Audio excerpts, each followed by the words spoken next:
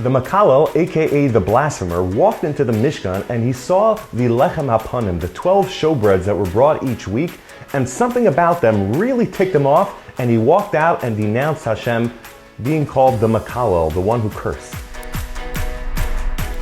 Rab Tzadok HaKohen explains interestingly that what he saw was that there was a unity here of the 12 loaves of bread that were brought together, but at the same time, there were 12 individual loaves that represented the 12 individual Shvatim of the Jewish nation. And this represented that although there's a unity within the Jewish nation, everybody is serving Hashem and following the Torah, but there is an individuality that each of the 12 Shvatim have, that the way they serve Hashem and the way the other serves Hashem may not be the same, but together they're unified, and that is part of the beauty of the Jewish nation. And unfortunately, the Makalel, whose father was not Jewish, did not belong to any of the 12 tribes, despite their diversity, and that is why he was so upset.